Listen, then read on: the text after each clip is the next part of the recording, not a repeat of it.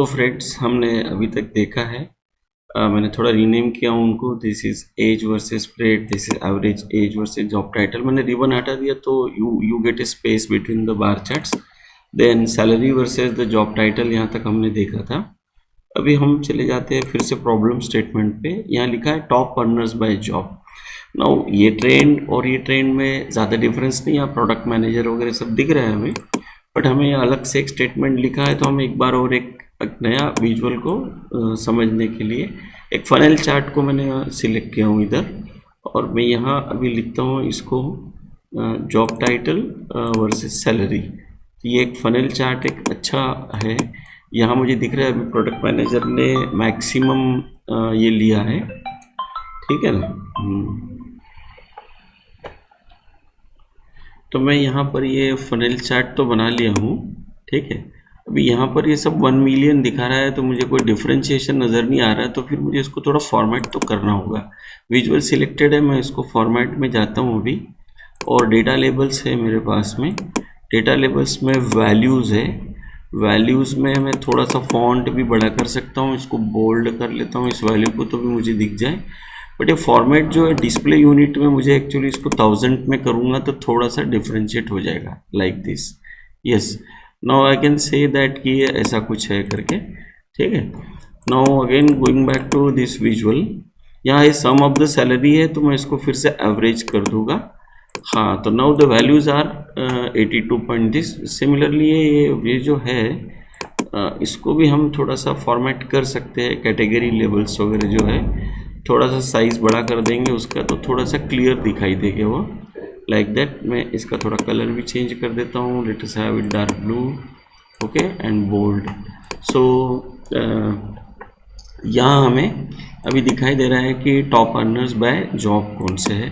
फिर अभी उसके बाद का जो है वो है क्वालिफिकेशन वर्सेस सैलरी। तो फास्ट मोड में एक नया फिर से कैनवास ले लेते हैं, और फिर एक विजुअल मैंने सिलेक्ट कर लिया हूँ, ठीक है। अभी हमें लिखना था क्वालिफिकेशन के साथ में सैलरी को देखना था, तो ये भी मैं सिलेक्ट कर ले रहा हूँ यहाँ पे, like this.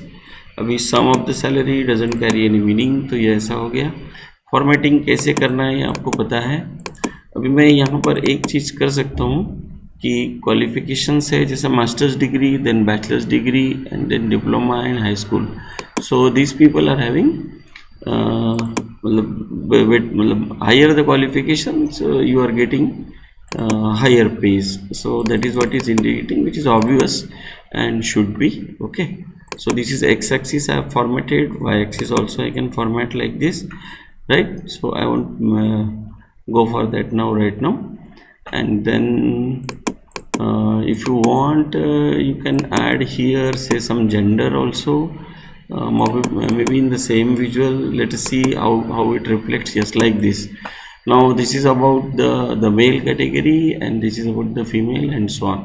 So this is how you can add and then make the visuals more clear, more legible, so that some interpretation analysis can be done. And then next is staff growth trend in last 5 years. So immediately I will go for one more. Now whenever you have the date parameter to be used, you must use the line chart. Line chart is for that sake only, and you know that on x-axis we will be having the date, okay. And then so in date you have so many options, like because the date is in detail, so I will delete the day here. Just keep the month, quarter and year say available for the to access to this visual. And then we need to have what staff growth trend, okay. So staff growth trend means number of employees we need to know actually. So I have selected the date of joining, right. So this is about x-axis. On an y-axis then I can go for the employee ID. Yes, so it is basically the count of employee ID. I can have count distinct also and count also. Either I can do count distinct. So it is showing that from 2017 to 2019 there was a very good growth in count of the employee. Then it was stable for some time, and then their decline has been started from 2020 to 2023.